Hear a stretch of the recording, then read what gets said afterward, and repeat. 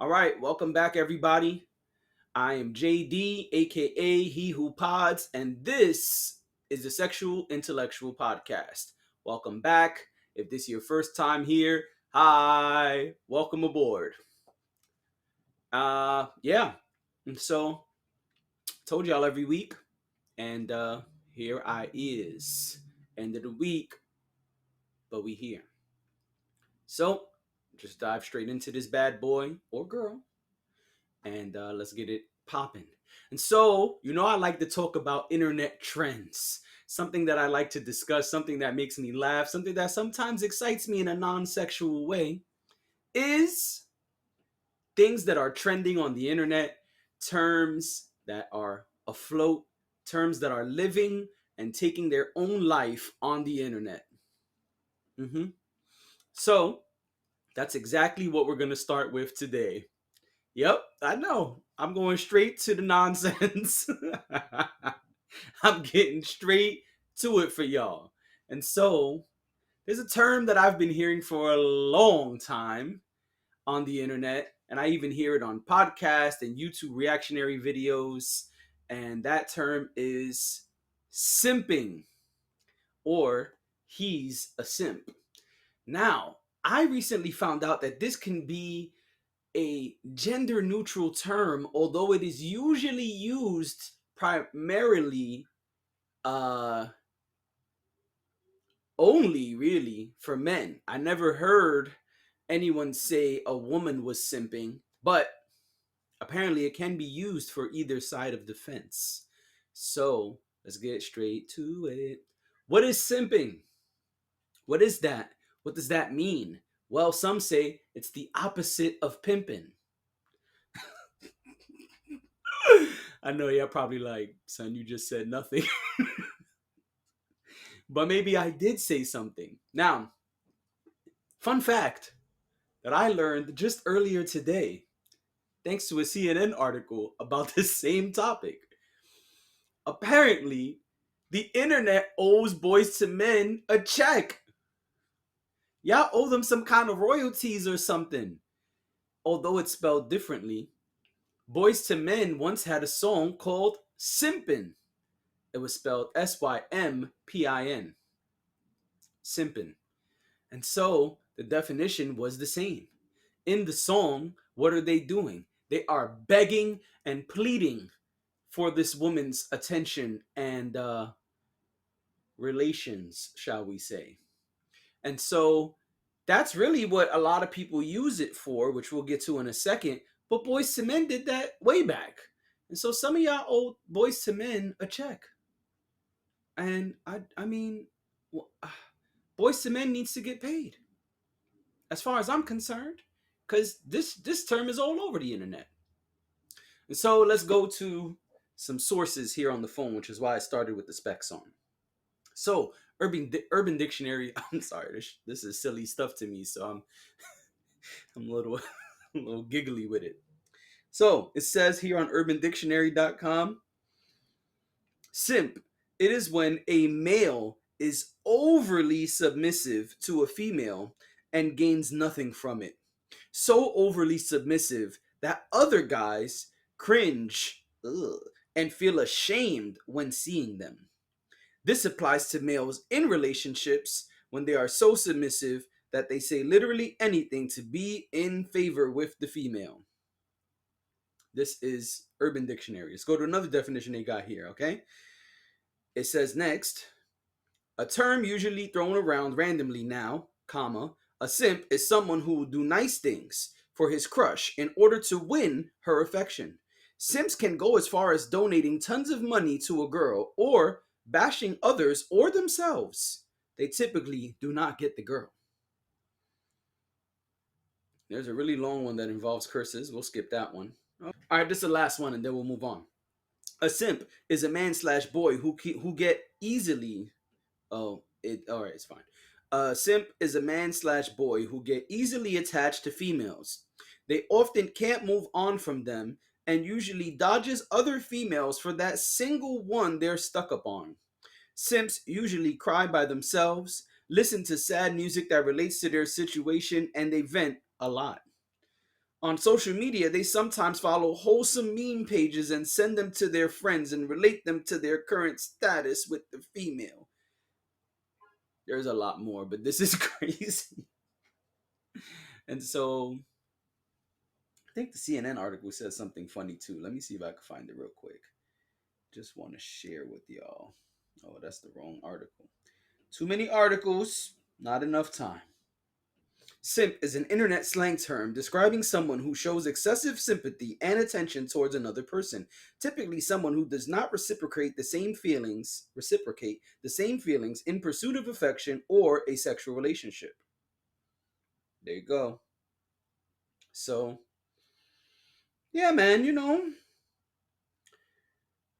simping ain't easy. It's hard out here. CNN article, hashtags, yeah, we don't care about that. What was the thing I thought was funny?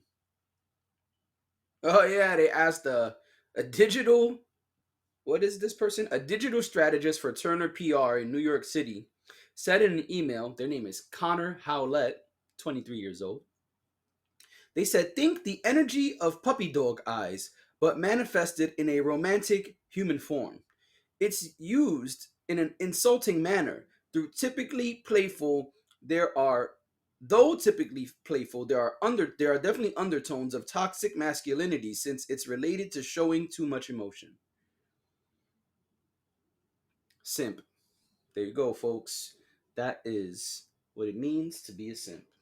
I think this internet term is really interesting. I think clearly there are some different uh, definitions or guidelines as to what it means.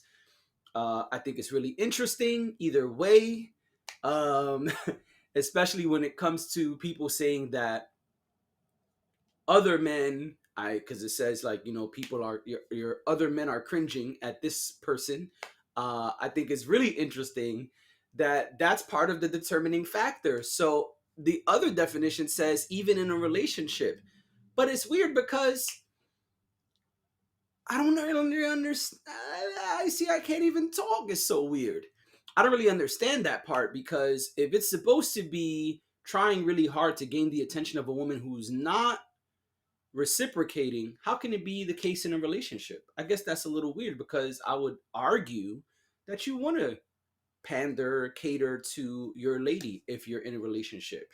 Uh, Anyway, I just thought this was really interesting. I think it's more interesting that this is another men centered term that is clearly derogatory, clearly putting men down. This doesn't really have anything to do with sex, except for the fact that it says this is often something that people will do when they want to be intimate with a woman, and the Boys to Men song kind of insinuates that. So that's why I brought it here. Figured we have a little bit of a different kind of sex topic today. Uh, yeah, so simping. I mean, it's interesting that this term exists. I like the internet terms, which is what I said in the beginning. And you know, have you ever been a simp? I feel like everyone has been a simp in some at some point in their life. I feel like everyone at some point has wanted to try really hard to get the attention of someone else. Maybe when you were younger, maybe less often as you grow older, maybe in your 30s, 40s, 50s, you're not trying really hard. But I would argue that there's limits, I guess. I guess it's not argument. My opinion is I think there's healthy limits. Like there has to be a healthy boundary. Like when you're pursuing someone, yeah, you want to put your best foot forward. Sometimes you even want to impress them because you really like them. But you don't want to make an ass of yourself either, right? You don't want to be out here trying so hard. Like they said that people are like, it's cringy. It's like, oh, no, why are you doing that? And so I don't think there's anything wrong with pursuing someone or trying to, prove to them that you're someone they should spend time with. I think there's a lot of different ways to look at this. Um, but yeah, there should be limits, right? I don't know. I think today the internet attaches terms to basically everything. Like, oh, you eat a lot of vegetables and you're always gassy, and then they'll just make up some like gassy vegetarian term, and now that's what you're labeled as. And so it's weird. It's weird to me that in the era of inclusivity, we still are putting all of these derogatory terms towards things, right? Same thing with all like the quiet hiring and quiet firing and all that shit that I like to talk about up here. To me, this kind of falls in the same category. It's just another term that people want to attach to a set of actions or a thing that they see. No, I don't really think it's a big deal. What I think is more interesting is that it's another thing being used to kind of bring men down. And maybe this is a better topic for Man Cave. I don't know, but um, I just thought it was interesting and worth discussing here because it says like it can be if you want to be intimate with someone, um and the Boyz II Men song says like sometimes you got to get on your knees and just beg. And so I don't think you should be begging, but also Boyz II Men was writing a song and it's supposed to be entertaining and something that you know evokes emotion. And so I think that that's fine that Boyz II Men did that, and I still think y'all owe them a check. Pay Boyz II Men. Pay Boyz II Men. That's what I'm saying. Let's start the Pay Boyz II Men campaign. And y'all stealing their stuff, you simps out there. Ha ha ha ha ha. But yeah, so that's it. Tell me what you think about simping. You know, are you a simp? Have you ever simped? I've simped before when I was younger. Definitely was trying really hard to gain a young lady's attention. It's like really, really trying hard. Uh, and I guess you could see, yeah, this guy's doing a lot of crazy stuff just to be with this chick or stay with this chick. Maybe today they would say that's simping. I did that before. I traveled a couple of states to see my significant other at one point, and so maybe today that would make me a simp. I don't know. I was like 17 back then though, but yeah, just a little bit of personal here. Uh, yeah, I think it's interesting. Tell me your thoughts on simping. I like to know what y'all think about the term. Do you like the term? Do you think we should use the term? Do you think it's just harmful towards men? Should it be used towards women? There's women simps out there too, man. If we're gonna use it, I'm gonna have to tell y'all. There's some women simps out there. Some of y'all doing some crazy wild fly shit to garner men's attention, even if it's not reciprocated. So I'm just saying, if we're gonna be inclusive, I have to include simping for ladies. I mean, put that a shirt. Ladies are simps too. All right, ladies, I don't want no smoke. I don't. All right, we can move on. All right, what else we got on the docket here? Oh, there's an update on student loan stuff for all you, educated people who went to university, as they say in other places. Where's this article at that I got? Ba-dum, ba-dum, bum, bum, bum. Latinx. Now we're gonna get to that in a minute. You know what I'm saying? Zoom, zoom, zoom, zoom, zoom. Bam! So there are multiple things going on with student loan forgiveness.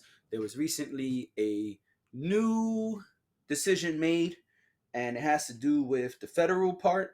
And so there was a class action lawsuit that happened, and at first it was green lighted, and then there were three schools that weren't necessarily the main schools that had to pay or forgive, and they did a countersuit, and so things were on hold. And so about six, ooh, where's it at? Hold on, I don't want to misquote. Prepared and not paying attention. What a shame. All right, so this article is by Forbes. Forbes does, while student loan news has been dominated this week by the Supreme Court hearing that will determine the fate of President Joe Biden's one-time student debt relief plan, a lesser-known parallel court battle has been playing out over another dispute involving student loan forgiveness. And that dispute was just resolved in favor of the borrowers. Court allows Court allows 6 billion. I knew that was the number, but I wanted to make sure. 6 billion in student loan forgiveness and debt relief under Sweet versus Cardona settlement to proceed. And so that's the part I just wanted to read. I'm not gonna read this whole article, but basically, the schools that were holding up the situation, the court says that they cannot continue to hold it up. If they want to continue to appeal, they can do so on the side. But the rest of the schools and the rest of the things that were part of this federal student forgiveness, slow it down, that were part of this federal student loan forgiveness, debt, whatever. Y'all know what I'm saying. Man, the borrowers were able to proceed. So people have already begun getting emails saying that their student debt is eliminated or going to be eradicated or decreased, whatever, as long as they filed as part of the class action lawsuit, put in their applications by some date in June of last year, 2022. So that's a quick update. I don't really have any opinion on this, but I know someone who does, and that's something else I wanted to share with y'all. I should just keep my specs on the whole episode at this point. So there's a guy who's really famous in finance, and The Big Short, the movie and the book The Big Short are about him. And every time he comes up, that's the first thing that the articles always say. And so he chimed in on the student loan forgiveness stuff. And so his name is Michael Burry.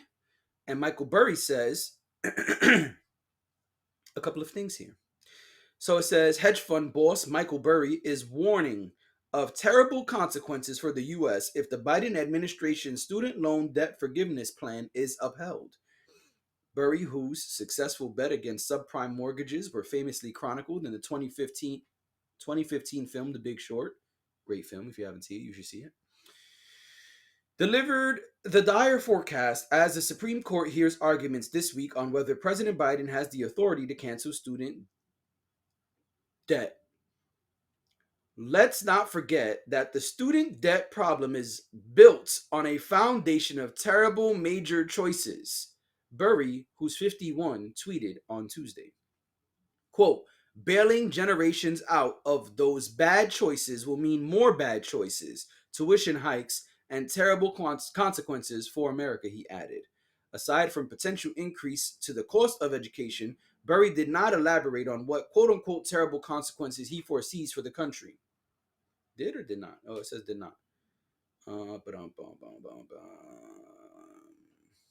Burry followed up his warning by detailing his own experience with student debt. That's his business. So, yeah. And of course, they remind us that under Biden's plan, the federal government would forgive up to $20,000 in student loans per borrower, depending on their income-based eligibility. I can't read today. I'm a little jumbled up. And so there you have it, folks. The famous Michael Burry chimed in. It's interesting to me more so what he thinks about it. He's highly regarded in the finance world.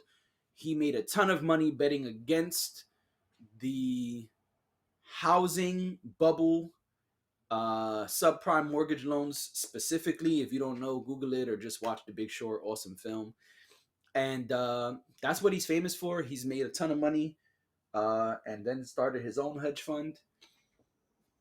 I think that's really interesting. Some people think that he is great at um, financial insight and finding, what really should or should not happen with investing and money. And so the point is, people think he has a great eye for finances and the future of finances. He's good at seeing patterns, is what they say in The Big Short.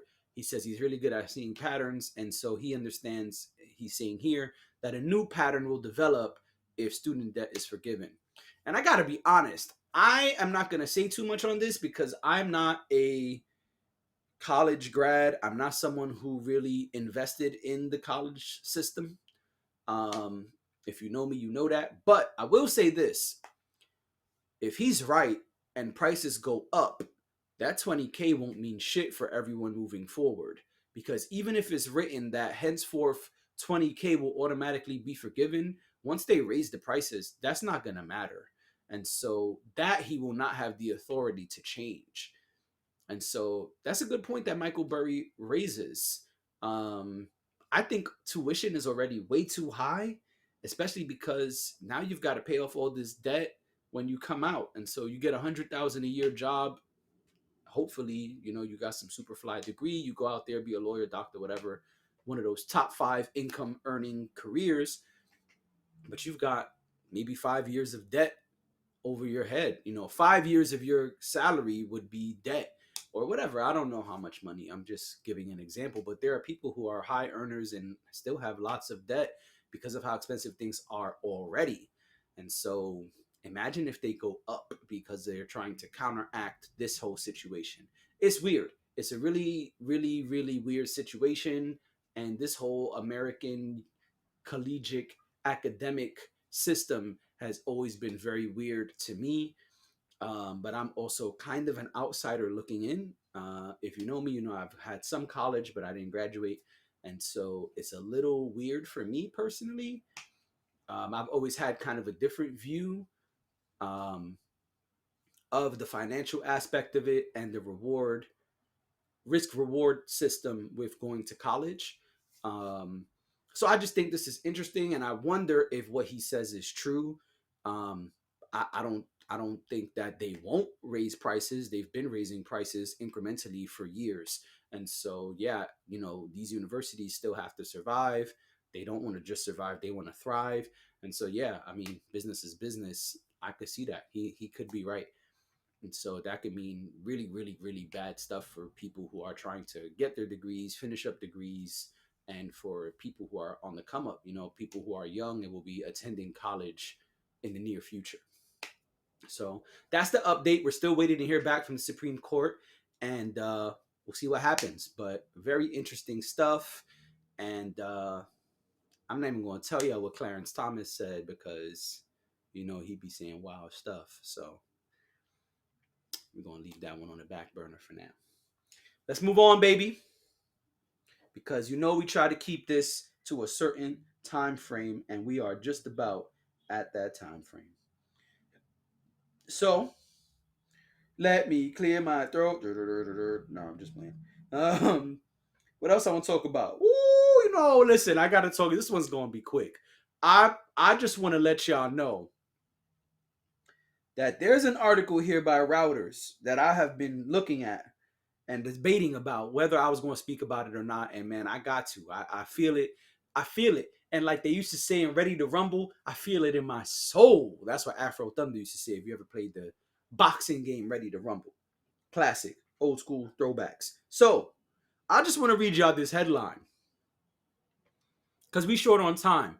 I'm just going to read the headline and y'all could go look it up. But Routers has an article and the headline is Moderna to make milestone payment to NIH for COVID vaccine. Yes, I'm reading slowly on purpose. Moderna to make milestone payments to NIH for COVID vaccine. That's all I'm going to say. That's it.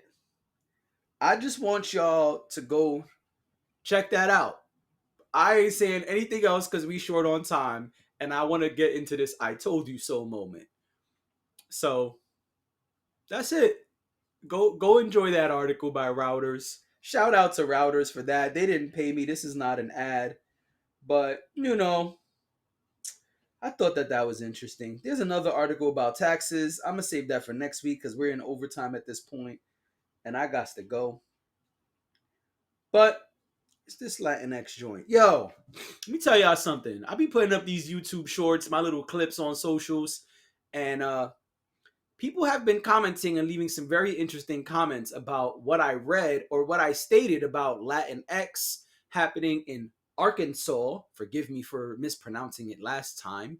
In Arkansas and in Connecticut.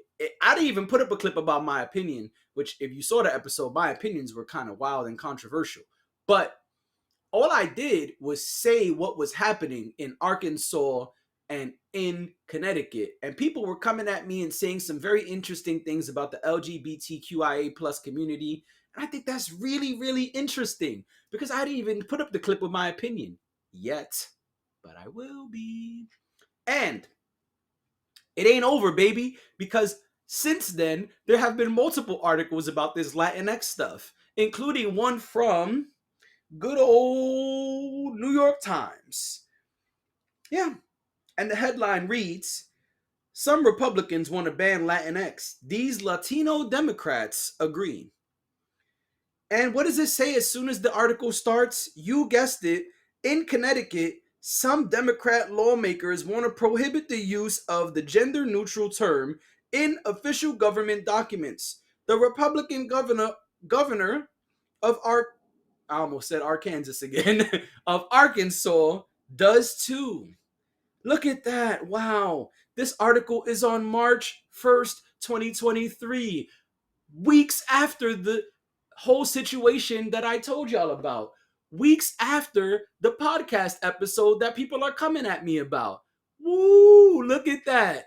AKA Mr. Relevant, aka a good journalist. Let me keep dusting off these shoulders because I told y'all this is a hot topic. That's all. That's all I want to say right now. Forget about my opinions. We'll get to that later. And if you saw the episode, you already know my opinions. And yes, I'm kind of shamelessly plugging my own pod while on my pod because y'all did that. And I got a green screen video coming for y'all people in the comments who want to say wild shit. But I told y'all this was a hot topic. It's not a small thing. It's a big deal happening in multiple states. And anytime an issue is being discussed and anytime laws are changing in multiple states, it's worth a conversation. Duh. That's all I was saying in the clip that people want to come at me for. I didn't say anything about being for or against any community in that clip. And if you watch the full episode, in fact, I came at the entire quote unquote Hispanic community. So there. But I just wanted to say, I told you so. I told you it was a hot topic. That's all I was really saying in that one clip. So yeah, middle finger to y'all motherfuckers for that. And I'm out on that note. I'll see y'all next week. Biatch!